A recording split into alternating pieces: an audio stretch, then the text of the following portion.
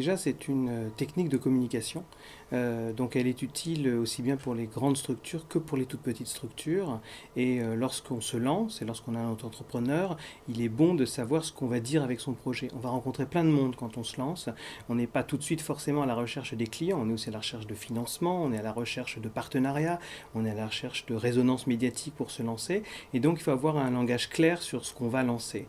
Et une des techniques pour y arriver, c'est d'utiliser le storytelling, c'est-à-dire de se dire, non pas simplement j'arrive en expliquant ce qu'est mon produit, parce que lorsque vous vous adressez à des financiers, c'est pas la seule chose qui va les intéresser. Votre produit, il est peut-être complexe à expliquer. Donc c'est quelle histoire je peux raconter pour mieux raconter mon produit, pour mieux vendre mon produit, mais aussi pour mieux me vendre moi.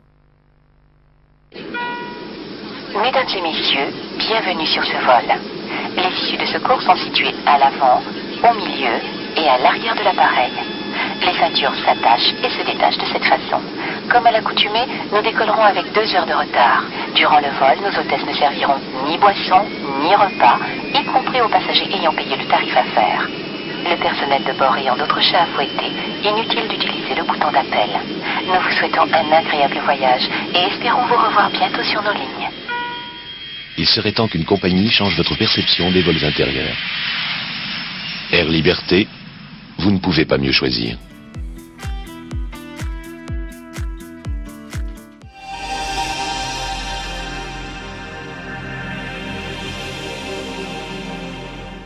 So first things first, why are stories important? Why are they even relevant? Well, you may have heard of a word called resistance.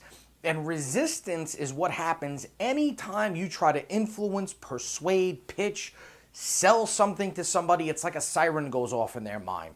And that siren starts building up defense mechanisms and walls to protect that person from being duped, from being taken advantage of. This is a primitive thing that dates back thousands of years where we as a species had to constantly protect ourselves from threats to our resources. So when you begin to influence, persuade, sell, pitch, whatever you want to call it to somebody, they can become resistant and start consciously or even subconsciously thinking, what do I stand to lose in terms of time, money, energy, resources? What is this person really after? What's in it for them, etc. And so when you can use indirect influence, when you can get your point across without seeming like you're trying to sell something to someone, pitch something to someone, coerce them, manipulate them, even if those are not your intentions, sometimes people can think they are. One of the most effective ways to utilize indirect influence is through storytelling.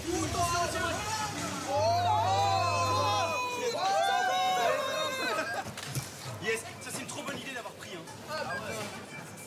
Bon, c'est vraiment le clin d'œil style. Bon, mademoiselle. Si on vous fait ça. Elles sont trop bonnes ces glaces. Qu'est-ce que c'est? Soda. Ok, vas-y. Ça c'est très bien les gars. Si, non, mange très bien. Mange super bien.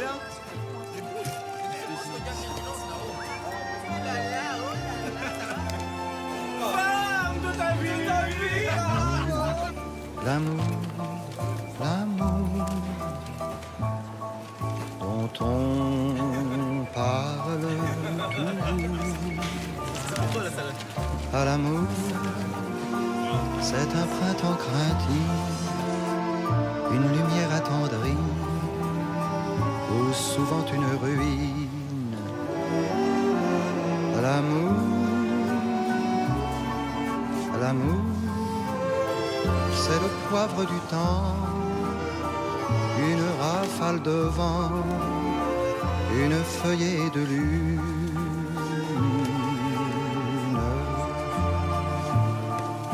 L'amour, l'amour, à l'amour, dont on Moi, je me calcule déjà. parle Eric, toujours. je fais un truc. L'amour, mais la nuit un bonnet, et le jour porte un masque qui veut que l'on grimace. L'amour, l'amour, c'est parfois même aussi que le visage d'un autre qui n'est ni lui ni l'autre.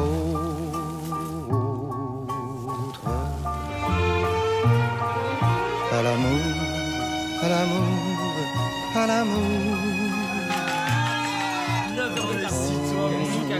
parle toujours à l'amour. À l'amour, c'est plus d'une fois un panier vide au bras, l'arc-en-ciel sur deux cœurs.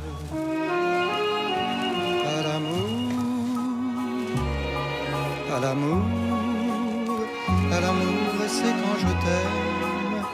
À l'amour, c'est quand tu m'aimes, sans me le dire, sans te le dire.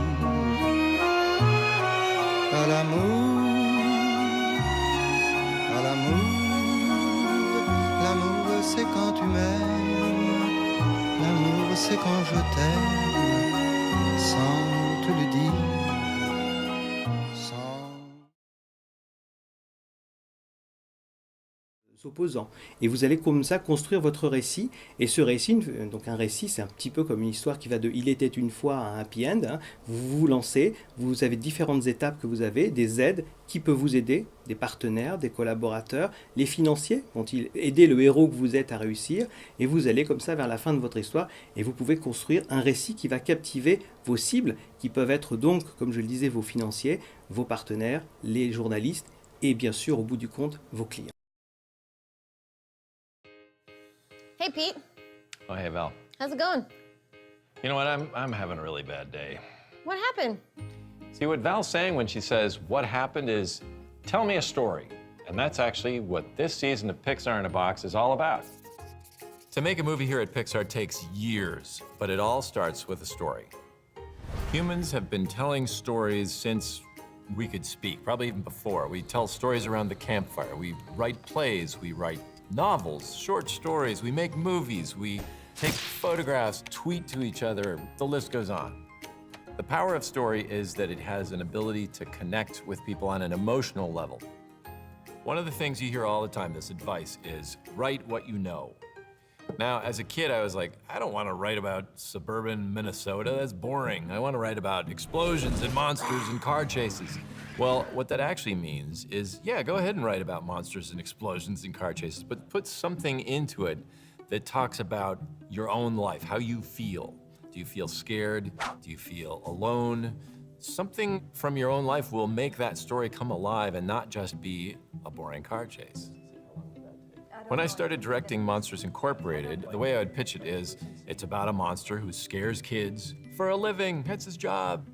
He clocks in, he clocks out, he eats donuts and talks about union dues, and we thought that was a pretty funny idea, and sure enough, when I would tell it to people, they would smile. But when we told the story as a film, people started getting bored and restless, and they're like, I don't understand what this movie's about. Well, what I finally figured out was that it's actually not about a monster who scares kids. It's about a man becoming a father. And that was what was happening to me. So why write about what you know? Well, it's because probably what happened to you made you feel some particular way.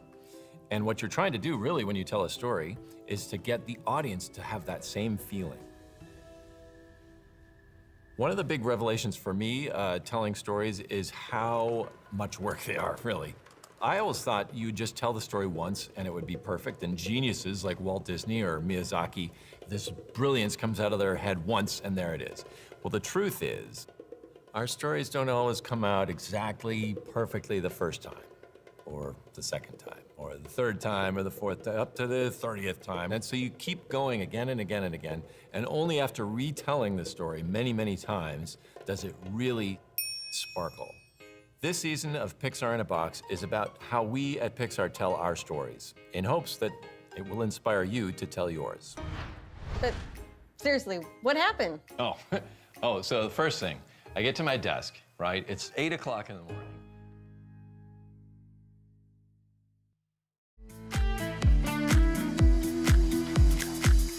Winter's gonna come. Goodbye, morning sun. Bright lights in the dark, but I'm lonely. Did they treat you kind? It's alright, I don't mind. Just let it go now, 'cause I'm lonely. Get on a boat, on a train, or an airport plane.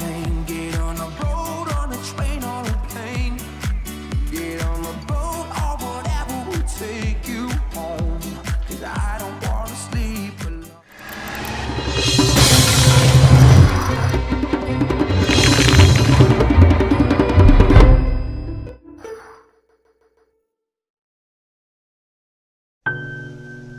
want to tell you a story about a little boy named Ben. Ben is 2.5 years old, and Ben has brain cancer.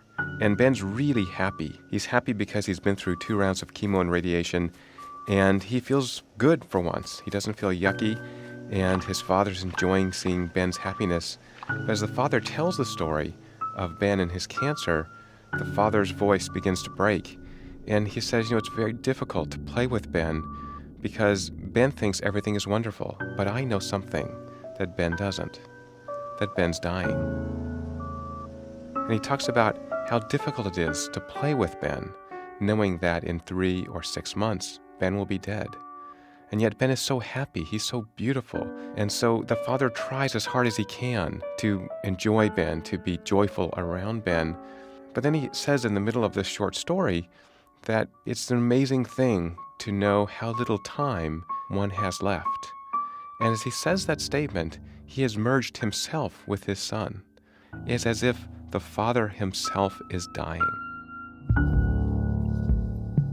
So in my laboratory, we've studied this story extensively. And what we found is that 2 primary emotions were elicited. One is distress, and the other is empathy. At the same time, when we asked people what they felt after the story was over, we really couldn't get very clear answers. So we began doing other studies on this story. So we took blood before and after, and we found that the brain produced 2 interesting chemicals.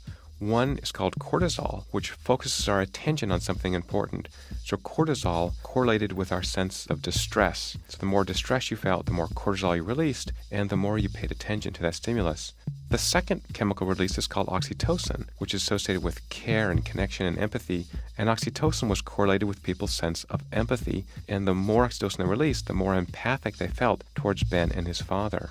Now, we did something different after this experiment. We gave individuals a chance to share money with a stranger in the lab. And indeed, those who produced both cortisol and oxytocin were more likely to donate money generously to a stranger they couldn't see in the lab. In another experiment, we gave individuals a chance to donate money to a charity that works with children who are ill. And indeed, those who released oxytocin and cortisol donated money to this charity.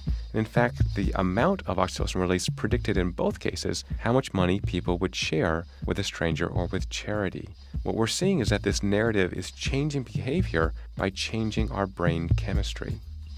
So we decided to go a little further and ask, could we actually predict before they watched the video who would donate money to charity? So with funding from the Defense Advanced Research Projects Agency, DARPA, we reran the study in which we not only took blood, but now we measured heart rate and skin conductance and respiration. And using these additional measures, we were able to identify this distress response and this empathic response, and we could predict with 80% accuracy who would donate money to charity. These individuals get paid about $20 to begin an experiment, and the people who donated money on average donated half their earnings. So we began to investigate this story further. We used functional brain imaging to identify the regions in the brain that were most active while watching that video compared to a control video in which Ben and his father were at the zoo. And what we found was that the most active areas for the emotional story were areas in the brain associated with theory of mind or understanding of what others are doing, and areas that are rich in oxytocin receptors that make us feel empathy. And guess what happens when you watch 100 seconds of a father and son at the zoo? Nothing happens and people just blank out. There's no reason for them to attend to this information because nothing's happening. There's nothing exciting. It's important to understand that stories have to have this particular structure. 150 years ago, a German theorist named Freytag called this the dramatic arc. So there are particular story aspects that go into making an effective story: exposition, rising action, climax, falling action, and then this denouement. The story of Ben and his father talking about knowing his son is dying has those aspects. It captures their attention. There's a coming climax. How can Ben's father actually engage with his son in this wonderful, relaxed, playful way, yet knowing that his son will die soon? It seems like there may be a universal kind of story structure. So stories are powerful because they transport us into other people's worlds, but in doing that, they change the way our brains work and potentially change our brain chemistry.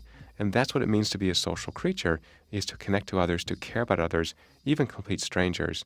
And it is so interesting that dramatic stories cause us to do this. In these experiments, they do it in a very functional way. People are donating money because they want to help Ben and his father. And yet when we watch other stories or see movies, listen to music, the same thing can happen. We feel uplifted, we feel motivated, or we feel connected to others around us.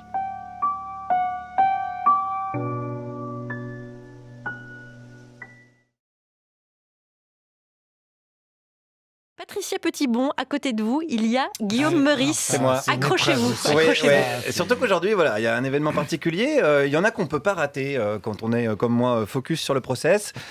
C'est le grand rendez-vous Vivatech. C'est le rendez-vous des startups de France et même du monde entier. Le plus grand rassemblement de bullshit juste après les chroniques d'André Manoukian. Donc, il y a de l'open. Pas celle d'aujourd'hui, attention. Oui, sauf celle d'aujourd'hui, évidemment, qui était particulièrement. Voilà. Alors, il y a de l'innovation partout. Ça pue le big data. Et ce matin, il y avait Manu Macron. Ce matin, il était chez lui. Il était à l'aise. Il était comme Juliette Arnaud dans son bain mousseux. C'est comme un bain moussant, mais elle met du mousseux. C'est comme ça. Macron, c'est vrai que c'est le boss. C'est le boss, Manu Macron, parce qu'il a gagné l'élection grâce à une seule chose, le pitch. Il est super fort en pitch. Il avait le programme de Ronald Reagan. Et ben, quand il le pitchait, tu voyais la culotte de Marilyn Monroe.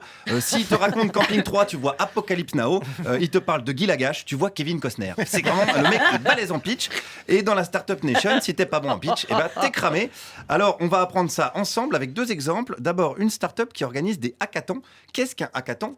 Pitch. Alors un hackathon, c'est un événement qui va durer 48 heures, où on va réunir des designers, des développeurs, des gens qui font du business. Le jury va élire un gagnant. C'est en gros, voilà. Une sorte à la recherche de la nouvelle star, mais pour les startups. Si l'objectif est de recruter pour l'entreprise, oui. Et est-ce qu'après, ça fait comme les gens qui gagnent à la recherche de la nouvelle star au bout d'un moment, on n'entend plus parler d'eux Non, la plupart du temps, on entend parler d'eux encore. Oui, essentiellement de leur famille, hein, quand on remet la cassette dans le magnétoscope à chaque Noël. Mais sinon, voilà, Steve Estatov, qu'est-ce qu'il devient, André, dans les nouvelles Myriam Abel, j'en passe et des pires. Rappelons que les vrais vainqueurs de la nouvelle star, c'est le jury, hein, avec le cachet qui touche à chaque émission. Ils gagnent à tous les coups. Alors attention, dans un pitch, on doit être précis, ça on l'a entendu, sinon c'est foutu. Premier conseil, on continue avec un autre exemple, une start-up qui propose d'envoyer des SMS, mais dans des bulles de BD. Oh, c'est génial. Pitch. On propose aussi cette technologie aux entreprises qui veulent améliorer leur service client ou la communication avec leurs employés, justement pour casser un peu cette barrière hiérarchique. Il y a certaines entreprises qui cherchent justement à avoir des solutions pour ça. Donc un patron va pouvoir virer un employé, mais avec... Dans la bonne humeur. Avec une petite bande dessinée. C'est ça, c'est le plus important. Voilà, un bon résumé du monde de la start-up, où je vous rappelle que Vaseline se dit flexi-sécurité. Attention, on a toujours les termes... donc ça, alors attention, dans un pitch, de ne pas être trop cynique. Là, c'était peut-être un peu trop cynique. Donc ça se voit. Alors le mieux, c'est de vous donner sans plus attendre une leçon de pitch. Il faut lâcher un max de buzzwords en fait. L'important dans un pitch, en 10 minutes, il faut lâcher intelligence artificielle, disruptive, digitalization, and des buzzwords. Voilà, les buzzwords, on est bon là-dessus, hein, Clara? Parce que je sais quand vous pitchez votre livre, ça va pas du tout, j'ai entendu tout à l'heure. Aliénor lance la révolte contre son mari en 1173. C'est disruptif, ça. Zéro buzzword. C'est disruptif. Aliénor va disrupter la face de son business manager en B2B. Ok, là on s'intéresse. Vous rajoutez 2-3 bruits d'épée puis des rugissements de sanglier comme vous faites d'habitude et on est bon. Mais on peut encore aller plus haut avec tout simplement le fondateur de l'école du pitch. Bah évidemment, l'école du pitch, il s'appelle Lorenzo, il est très sympa. C'est un maître du pitch. Un pitch master, on l'écoute. L'école du pitch, elle est présente sur Vivatech pour coacher les 400 startups présentes sur les labs de Vivatech.